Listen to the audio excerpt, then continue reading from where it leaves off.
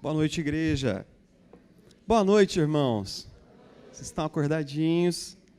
Queridos, nós queremos, em primeiro lugar, saudar todos vocês. Esse é o primeiro encontro da nossa comunidade, nesse novo ano que se inicia.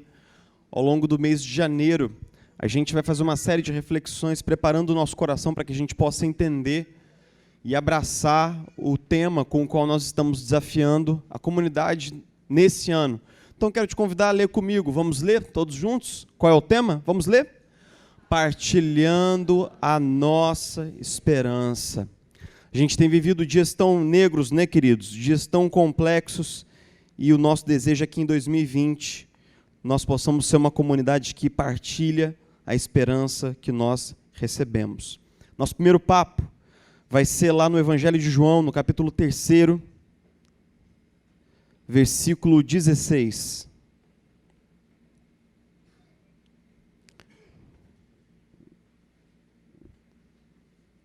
João 3:16. Eu sei que você poderia citá-lo de cor, mas nós vamos ler até o versículo 21. João 3:16, nós lemos assim: porque Deus amou o mundo de tal maneira que deu o seu Filho unigênito, para que todo aquele que nele crer não pereça, mas tenha a vida eterna. Pois Deus enviou o seu Filho ao mundo, não para condenar o mundo, mas para que este fosse salvo por meio dele. Quem nele crê não é condenado, mas quem não crê já está condenado, por não crer no nome do Filho unigênito de Deus. Este é o julgamento, este é o veredito. A luz veio ao mundo, mas os homens amaram o quê? As trevas, e não o quê? A luz, porque suas obras eram más. Quem pratica o mal odeia a luz e não se aproxima da luz, temendo que as suas obras sejam manifestas. Mas quem pratica a verdade vem para a luz, para que se veja claramente que as suas obras são realizadas por intermédio de Deus. Senhor Jesus, nós oramos como comunidade, como corpo de Cristo, reunido, ajuntado aqui, sob a autoridade da Tua palavra. Nós cremos e sabemos que, Senhor, vã é toda a pregação, vã é toda a erudição, se o Teu Espírito não aplica essas palavras da Escritura ao nosso coração. Nós não confiamos em uma boca humana, Senhor, mas nós cremos e reafirmamos mais uma vez que nós dependemos do milagre da pregação, quando o Teu Espírito Santo soberanamente aplica a palavra no nosso coração, a mesma palavra, Espírito Santo, que o Senhor inspirou, o Senhor é capaz agora de aplicá-la ao nosso coração. É nessa esperança, mais uma vez, que nós nos ajuntamos no entorno da Sua palavra, em nome de Jesus. Amém e amém. Eu não sei se você já teve essa experiência de ter uma conversa com alguém no desejo de resolver um problema de relacionamento, seja com sua esposa, com seu filho, com um colega de trabalho, com um colaborador, com um chefe. E ao iniciar essa conversa, você percebe que, de repente, você, ouvindo aquela pessoa, ouvindo o relato dela, ouvindo como ela vê as coisas, você pôde ver como ela vê. Você pôde entender como ela vê as coisas, como é a visão de mundo dela, como é o ponto de vista dela. E a partir desse momento que você consegue entender como ela está vendo aquele problema, como ela está vendo aquele problema de relacionamento, de repente o seu coração começa a sentir o que ela sente. Eu não sei se você já se aproximou de uma DR com o seu marido ou com o seu filho, pensando que ele estava sendo teimoso com alguma coisa, mas depois você entende que ele tem esperança. Que ela tem esperança. Às vezes você se aproxima de uma pessoa, pensando que ela está sendo orgulhosa e arrogante na postura dela. Mas por trás daquilo existe um coração ferido, existe um sentimento de rejeição. E de repente você começa a ver como ele vê, a sentir o que ela sente. O nome disso é empatia. É quando o seu coração se alinha com o coração da outra pessoa. É quando de repente você vê com os olhos daquela pessoa e sente como aquela pessoa sente. Nós sabemos que existe um ditado que diz que o que os olhos não veem, o coração não sente. Mas aquilo que os olhos veem, o coração sente. E é impossível você sentir como alguém se você não vê as coisas como aquele alguém vê. É impossível você entender o que se passa no coração dessa pessoa se você não se coloca no lugar dela e olha o mundo à sua volta e tenta compreender isso. Antes da gente sentir o que o outro sente, a gente precisa ver o que o outro vê. Falando em empatia, falando em ver o que o outro vê, o que aconteceria comigo e com você, o que aconteceria conosco, se por alguns instantes nós víssemos o mundo como Jesus vê? Se nós sentimos aquilo que nós vemos, o que nós sentiríamos se nós víssemos o mundo por alguns instantes com os olhos de Jesus? E se você visse o que Jesus vê, você sentiria o que ele sente, certo? Você poderia compreender um pouquinho do que há no coração de Jesus se você visse as coisas como Jesus vê. Então a pergunta de hoje da nossa reflexão é: como Jesus vê? Como Jesus vê o mundo à sua volta? O Evangelho de João é um evangelho distinto, é um evangelho diferente. Ele é um evangelho mais velho, foi escrito depois dos outros, provavelmente o último grande documento, o último grande texto do Novo Testamento, saiu das mãos da última testemunha ocular viva do ministério de Jesus, o próprio apóstolo João, antes dele morrer, velhinho, lá na cidade de Éfeso. E nós sabemos que é um documento de primeira mão, é um documento de uma testemunha ocular, porque ele coloca muitos detalhes que não seriam percebidos a não ser por uma testemunha ocular. Quando ele faz aquela pescaria em João 21, por exemplo, alguém contou os peixes e ele viu a contagem, por isso ele diz 134 peixes. Ele traz vários detalhes na sua narrativa, que são detalhes de alguém que estava lá, que viveu tudo aquilo. E por que esse documento é importante? Porque a primeira geração de cristãos estava morrendo. E a segunda geração, os primeiros filhos de crentes, estavam assumindo a frente da batalha pela fé cristã. E esses filhos de crentes tinham que lidar com um mundo em grande transformação, final do século I da era cristã. E naquele exato instante, muitas heresias, muitas doutrinas e falsas doutrinas começavam a se infiltrar dentro da igreja.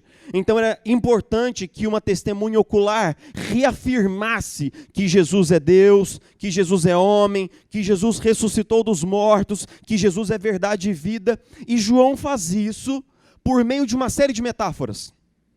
Eu não sei se você já reparou, mas o Evangelho de João é o que mais utiliza metáforas para dizer quem Jesus é. Jesus é o bom pastor, Jesus é a água da vida, Jesus é o pão da vida, Jesus é a ressurreição e a vida, João 12. Jesus é a luz do mundo. Jesus é a luz do mundo. A gente está num trecho que é muito disputado.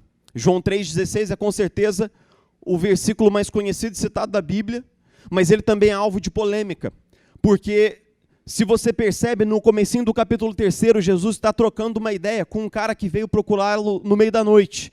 Esse cara é um fariseu, ele é um líder da sinagoga, o nome dele é Nicodemos, ele é um grande teólogo, e ele é um líder da sinagoga. Ele procura Jesus no meio da noite e eles começam a trocar uma ideia sobre fé, sobre vida com Deus e como as coisas funcionam na relação com Deus. E há uma disputa se o versículo 16... é uma continuação da fala de Jesus com Nicodemos, ou é uma intromissão do narrador, como se Jesus tivesse deixado de falar no versículo 15, e então o narrador começa a comentar tudo aquilo que Jesus falou a partir do versículo 16. Isso é importante por quê? Porque se é Jesus que fala, ou se é o narrador que fala, a interpretação do que está sendo colocado aqui muda. Mas qual é a posição da maioria dos intérpretes? De que é o narrador do livro que está agora comentando o que Jesus conversou com Nicodemos, porque no versículo 16, o sacrifício de Jesus acontece no passado. Porque Deus deu o seu Filho ao mundo para que todo aquele que nele crê não pereça. Então parece que o narrador ele tem em mente o sacrifício de Jesus como uma coisa passada. Como se Jesus estivesse falando no texto, ele faria do seu sacrifício como um sacrifício futuro, que ainda não aconteceu no Evangelho. Então o próprio narrador do texto ele está comentando com a gente. E por que esse comentário é importante? Porque ele fala assim: Jesus veio para que haja salvação. Ele é aquele que Deus deu para que haja salvação. E ele continua dizendo, ele não veio ao mundo para condenar o mundo. Porque Jesus não veio numa missão de juízo. Jesus veio numa missão de paz. Jesus veio numa missão de reconciliação. Mas logo em seguida ele diz assim, todo aquele que nele crê não será julgado. Mas todo aquele que não crê em Jesus já está julgado. Aí você fala assim, não entendi. Ou Jesus veio ao mundo em juízo ou não veio? A resposta é, Jesus não veio ao mundo em juízo. Ele veio numa missão de paz. Mas haverá um juízo futuro, no qual Jesus não será o principal juiz, mas o Pai. E nesse futuro julgamento, quem crê em Cristo já está absolvido. Mas quem não crê em Cristo, o seu veredito já está dado. O seu veredito é certo. Ele já está condenado. E o juízo é esse, que os homens amaram mais o quê? As trevas. E porque eles amaram as trevas, eles se afastaram da luz. O que o narrador está dizendo para nós é que ele está dizendo assim, olha, o julgamento ainda nem aconteceu. Vai acontecer no futuro. Mas eu te digo, 100% de certeza, quem não crê em Cristo já está condenado. E o veredito final, que se ouvirá da boca do juiz naquele dia, será esse. Você está condenado. Porque a luz veio ao mundo, João capítulo 1, mas vocês amaram as trevas e fugiram das luzes. Trevas e luz acontecem ao longo de todo o Evangelho de João. João 1,5 diz assim, a luz brilha nas trevas e as trevas não a derrotaram, falando sobre a vinda de Jesus ao mundo como a luz que veio ao mundo.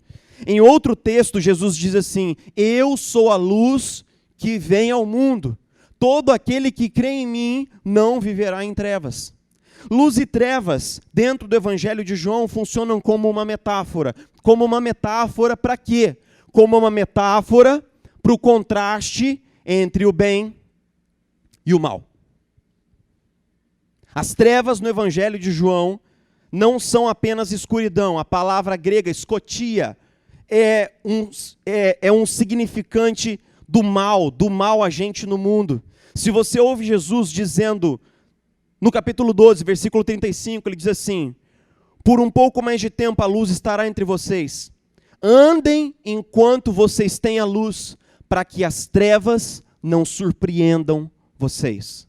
Para que as trevas não alcancem vocês. Para que as trevas não abocanhem vocês. Para que as trevas não alcancem vocês pelo caminho. Jesus representa as trevas como um mal que age. Um mal que progride, um mal que avança, um mal que atua, um mal que destrói. As trevas no Evangelho de João é o mal em toda a sua essência, é o mal em toda a sua abrangência. Então, como Jesus vê o mundo? Jesus vê o mundo como um lugar oprimido, encarcerado, imerso em trevas. Jesus vê um mundo de escuridão.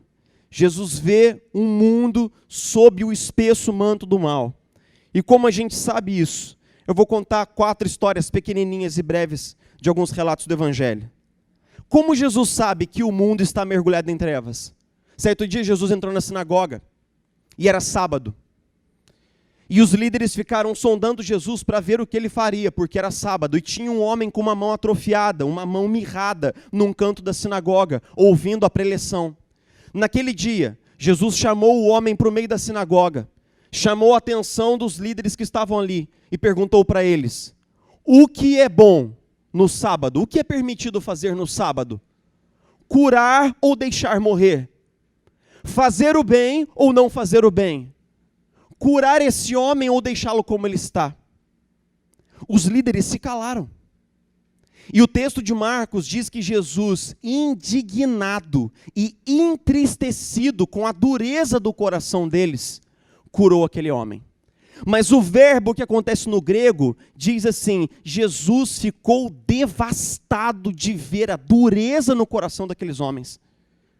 Daqueles homens que estavam esperando Jesus fazer alguma coisa boa no sábado para ter com o que acusá-lo. Mas eles não estavam tendo um olhar de compaixão com aquele homem que tinha uma mão atrofiada, que não podia trabalhar, que não podia sustentar a própria família. Não, eles não viram a história de sofrimento daquela pessoa. Eles esperavam pegarem alguma coisa para incriminar Jesus. Em outro trecho do Evangelho, Jesus olha para as multidões que estão seguindo, e o texto diz assim: ele viu, ele olhou e ele viu que elas estavam aflitas e exaustas como ovelhas que não têm pastor, e teve compaixão delas. Jesus viu aqueles semblantes, Jesus viu o desespero, os doentes, a fome. Eu não sei se você se lembra quando Jesus chegou na beira de Jerusalém, poucos instantes antes da entrada triunfal. Ele olhou para toda aquela cidade e lamentou, dizendo o seguinte: ah, Jerusalém, se você compreendesse nesse dia, sim, se você entendesse quem é aquele que traz a paz, mas agora isso está oculto aos seus olhos. Mais para frente, Jesus bradaria: ah, Jerusalém, eu quis te acolher como a galinha acolhe os pintinhos debaixo das suas asas, mas tu não o quiseste, Jerusalém, que matas os seus profetas. Então, quando Jesus olhava para o seu redor, ele via um mundo manchado pelo mal. Ele via um mundo de trevas, de morte, de desolação, de guerra. E você? O que você vê? Eu vou te dizer o que eu vejo. Eu vejo os intermináveis conflitos no Oriente Médio que todo ano ceifa milhares de vidas de pais de famílias. Confrontos no Sudão, que já exilou 3 milhões de pessoas. 3 milhões de pessoas perderam seus lares. Uma guerra no Iêmen, que já matou milhares de homens, centenas de milhares de crianças. O grande número de imigrantes que naufraga e morre, anônimos, todos os dias, tentando fugir do Estado Islâmico no norte da África, tentando chegar na Europa. Uma guerra no Congo, que já matou 12 milhões de pessoas, que está submetendo 2 milhões de crianças, segundo a ONU, a um estado de inanição.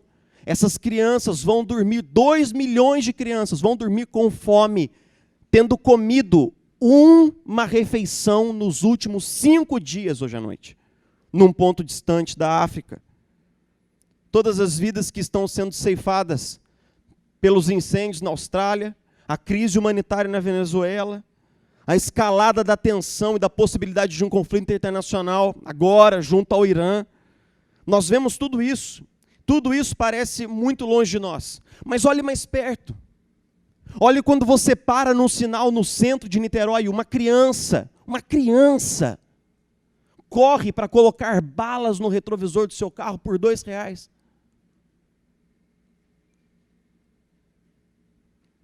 Olhe todas as noites pessoas dormindo debaixo das marquises nas nossas cidades. Entre numa ala de tratamento oncológico no hospital e veja quantas crianças estão lá. Olhe as estatísticas de adolescentes tirando a própria vida todos os anos. Pais sendo surpreendidos pelos seus filhos adolescentes mortos dentro dos seus quartos. Olhe um pouco para fora.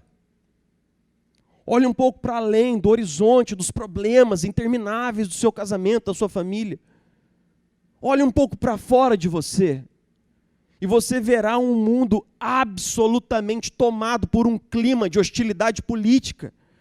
Um país afundado numa corrupção sistêmica que vai do menor até o maior. Se ter empatia é ver o que o outro vê, é sentir o que o outro sente, porque nem sempre nós vemos as coisas como elas são. Eu vou ler uma canção para você que é uma das canções mais ouvidas da história. Ela diz assim: eu vejo árvores verdejantes e rosas vermelhas também. Eu as vejo florescer para mim e para você e penso comigo, que mundo maravilhoso. Eu vejo o céu azul e nuvens brancas, dias abençoados e brilhantes. Vejo a noite escura e sagrada e penso comigo mesmo, que mundo maravilhoso. As cores do arco-íris tão bonitas no céu, também estão nos rostos das pessoas que passam. Vejo amigos apertando as mãos e dizendo, como você está? Eles estão dizendo, na verdade, eu te amo. Ouço bebês chorando, eu os vejo crescer. Eles aprenderão muito mais do que eu jamais saberei. E penso comigo mesmo, que mundo maravilhoso. Sim, penso comigo mesmo. What a wonderful world. Nós cantamos com Louis Armstrong. Nós cantamos com ele. Mas tem alguma coisa que não fecha aí. Porque Jesus, que é o Filho de Deus, cheio de divindade e de humanidade, veio à Terra. Olhou para a criação e viu trevas. E nós muitas vezes ousamos acordar pela manhã e cantar junto com Louis Armstrong, como se o mundo fosse cor-de-rosa e tudo fosse bem. Nós continuamos acreditando que a política vai consertar o nosso país, nós continuamos acreditando que a tecnologia vai sarar a fome da África, nós continuamos acreditando que a ciência vai extinguir os problemas e as mazelas da humanidade. Então parece que nós temos mais esperança do que aquele que é a esperança.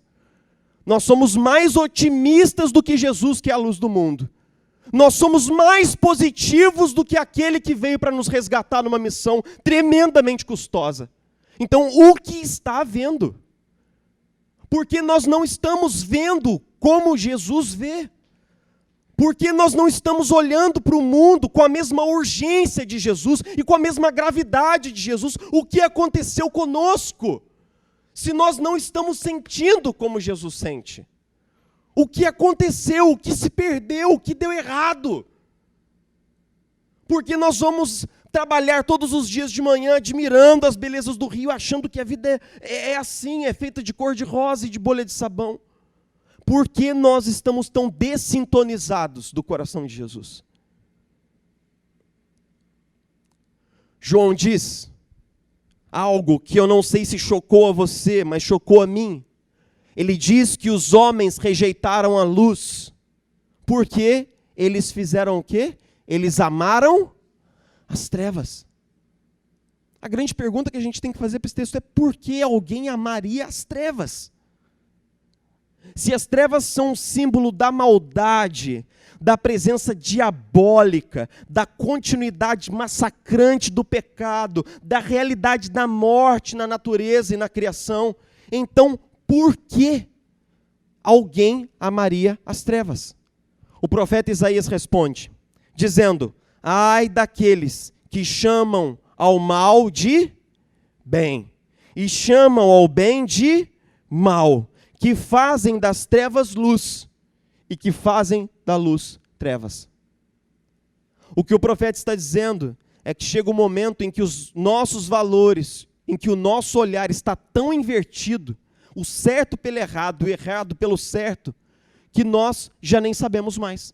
Eu não sei se você já ficou num lugar bastante tempo com bem pouca luz, e aí de repente alguém acende uma luz assim, um facho, e bate no seu olho, aquilo dói, né? Aquilo causa um mal-estar, aquela luz, em primeiro lugar, ela não é bem-vinda, ela causa um mal-estar. É exatamente disso que João está falando. Ele está falando que muitas vezes nós nos acostumamos tanto com as trevas, que nós já não conseguimos mais discernir a luz. Que nós convivemos tanto com a injustiça, com a pobreza, com o pecado, com o erro. Nós convivemos com tanta coisa ruim, que nós simplesmente esquecemos que tudo isso está errado e nós nos amoldamos. Então eu tenho duas perguntas para fazer para você no final dessa reflexão. Duas perguntas. E a primeira é a seguinte: você está vivendo na luz, meu irmão?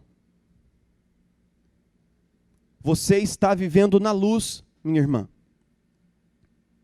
Em 2003 houve um grande apagão entre os Estados Unidos e o Canadá. 50 milhões de pessoas dormiram no escuro naquela noite. E no nordeste dos Estados Unidos ali e no sudeste ali do Canadá, um dos lugares com certeza mais desenvolvidos, com os maiores índices de educação, de saúde do mundo. Naquela noite, houve uma onda terrível de crimes, de saques, de assassinatos, e a polícia teve uma longa noite de trabalho. Por que as pessoas esperam que haja um grande blackout para fazer aquilo que é errado? Porque quando nós fazemos aquilo que é errado diante da luz, nosso erro é manifesto. E é por isso que muitos de nós estamos entrando o ano de 2020, aqui na nossa congregação, com muitos segredos. É por isso que você trai o seu cônjuge às escuras. É por isso que você tem se envolvido em esquemas de corrupção na sua empresa, às escuras. É por isso que você tem consumido pornografia, às escuras. É por isso que você tem mentido para o seu cônjuge, tendo segredos para ele, segredos para ela, às escuras. Porque tudo aquilo que é feito nas trevas, aparentemente fica oculto. E aparentemente fica em segredo. E aparentemente ninguém saberá. Mas saiba você que o Deus Criador de todas as coisas não faz distinção entre trevas e luz. E para Ele, a mais profunda treva é luz de meio-dia.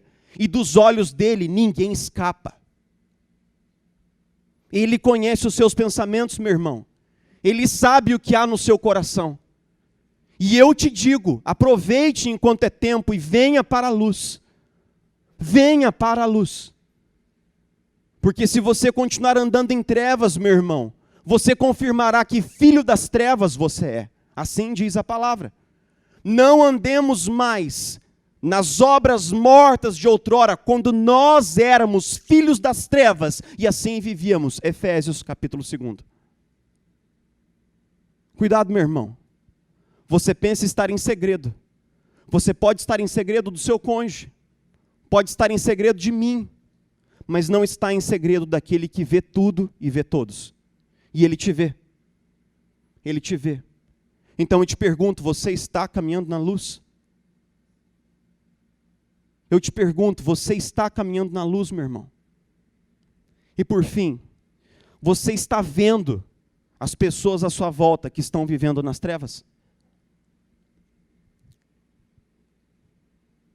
Tem uma coisa que tem me incomodado cada vez mais com a igreja evangélica brasileira, que é o seguinte: nós passamos tempo demais preocupados conosco mesmos.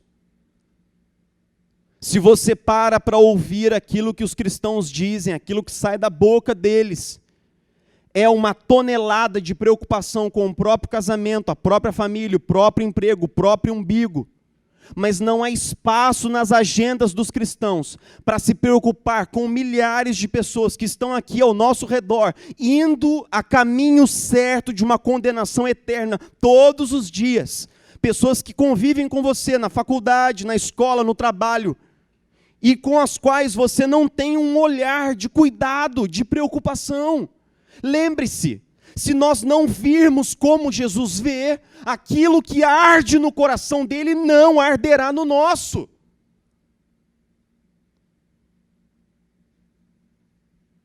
Se você não olhar o mundo com os olhos de Jesus, aquilo que dói no coração dele não doerá no nosso. Nós gostamos de saber que Jesus se importa com o que acontece conosco e Ele sofre a nossa dor. Nós gostamos de ter um Deus empático, porque é isso que a palavra diz. A palavra diz que Deus, quando nós choramos, Ele faz o quê? Ele chora conosco. Que quando nós nos alegramos, Ele faz o quê? Ele se alegra conosco. Que quando nós ficamos tristes, Ele se entristece conosco. O Espírito Santo que vive em nós, geme em nós, sofre conosco. Mas você já pensou que você também pode ser empático com Jesus? Aquilo que entristece o coração de Jesus, entristece também o seu coração. Aquilo que alegra o coração de Jesus, alegra também o seu coração. Aquilo que preocupa o coração de Jesus, preocupa também o seu coração. Ou nós teremos apenas uma relação unilateral com Jesus? Nós gostamos que Ele se importe conosco, Mas nós não nos importamos com o que se passa no coração de Jesus. Meus irmãos, até quando nós estaremos alheios àquilo que se passa no coração de Jesus? Até quando nós não sofreremos com a tristeza que há no coração de Jesus, exatamente agora, quando homens e mulheres dormem no túmulo eterno, sem salvação? Eu te pergunto, qual foi a última vez que você convidou alguém para estar aqui conosco na comunidade ouvindo a exposição do Evangelho? Qual foi a última vez que alguém conheceu a Jesus por meio da sua vida? Um vizinho, um amigo, um parente. Alguma coisa não vai bem, irmãos, quando aquilo que preocupa o coração de Jesus não toca o nosso coração. Alguma coisa não vai bem quando nós não vemos as coisas com os olhos de Jesus. Alguma coisa não vai bem entre nós e Jesus quando aquilo que dói no coração do Mestre não dói no nosso coração. Jesus prometeu: quem crê em mim, não crê apenas em mim, mas naquele que me enviou. Quem me vê, vê aquele que me enviou. Eu vim ao mundo como luz, para que todo aquele que crê em mim não permaneça nas trevas. Paulo diz aos Colossenses assim: o Pai nos tornou dignos de participar da herança dos santos no reino da luz. Que imagem maravilhosa! Pois Ele nos resgatou do domínio das trevas e nos transportou para o reino do Filho do Seu amado, em quem temos a redenção, a saber, o perdão dos pecados. Aquilo que nós somos informados pela Escritura é que nós não somos mais filhos das trevas. Nós fomos feitos filhos da luz. Nós fomos transplantados. Deus nos pegou aqui, nos arrancou tudo que nos ligava a uma realidade e nos transplantou em outra realidade. Ele nos tirou do domínio das trevas, quebrou o poder do pecado na nossa vida e nos plantou no reino do seu amor. Mas a pergunta é: como Jesus fez isso? Com que autorização ele fez isso? Quem deu a ele o direito de mudar a nossa filiação das trevas para a luz? Como ele fez isso? Você sabe, e eu sei, todos os evangelistas narram que quando Jesus foi crucificado, quando chegou exatamente ao meio-dia, quando deveria haver o maior ponto de luz sobre o Calvário, o que veio sobre o Calvário, meus irmãos? Trevas. O texto diz que toda a terra ficou escura, houve densas trevas sobre o Calvário. Trevas que simbolizavam a presença atuante do mal, a ira de Deus sobre Jesus, porque Ele levou sobre si os nossos pecados. O que a cruz quer dizer, meus irmãos? Quer dizer que Jesus foi lançado nas trevas, para que nós fôssemos trazidos das trevas para a luz. Ele diz: eu sou a luz do mundo. E, no entanto, ele foi lançado fora, nas trevas, para que eu e você tivéssemos o nosso destino eterno mudado e transformado. Jesus pagou o preço, meus irmãos. A obra dele está consumada. Glória a Deus. Você é filho da luz. Você é filha da luz. Glória a Deus pela sua vida. Você foi transportado de um reino ao outro. Mas e agora? Como nós viveremos? Quem nós seremos? Jesus diz aos seus primeiros discípulos e também a nós: vocês são o quê? A luz do mundo. Vocês são a luz do mundo. Brilhe a luz de vocês diante dos homens, para que eles vejam as suas boas obras e glorifiquem o Pai que está onde? Nos céus. Mateus 5, 14 e 16. Jesus é a luz do mundo, mas Ele nos salvou. E Ele nos deu um novo jeito, uma nova missão, um novo propósito, para que nós sejamos a luz. Se você ainda espera que algum governo político, se você ainda espera que algum ator humano, Se você ainda espera que alguma tecnologia ou ciência seja a grande solução para as mazelas da humanidade, deixe de esperar. Deixe de esperar. Jesus Cristo disse: a igreja é a esperança do mundo em trevas. Jesus não aponta nenhum outro caminho. Ele não aponta nenhuma outra solução. Ele aponta você. Ele aponta você como a solução para esse mundo. Eu espero que nesse ano de 2019, 2020, nós sejamos empoderados, desafiados, incomodados e angustiados pela palavra de Deus, a partilhar a nossa esperança. Partilhar a nossa esperança, onde quer que Jesus nos leve, no trabalho, na família, na escola, em qualquer lugar, que nós possamos fazer o ato simples, generoso, aberto, descomplicado, de partilhar a nossa esperança. Se você tem esperança em Jesus, partilhe a sua esperança. Como alguém que parte o pão com o faminto, partilhe a sua esperança. Vamos orar todos juntos. Jesus querido, muito obrigado. Um dia você nos viu naquele lugar de escuridão, naquele lugar de trevas. Um dia você nos encontrou ali, sua luz brilhou sobre nós. E nós passamos da morte para a vida. E exatamente agora, Jesus Cristo, o Senhor deseja que nós sejamos pequenos cristos, refletores da tua luz, pequenos pontos de luz nesse mundo de trevas.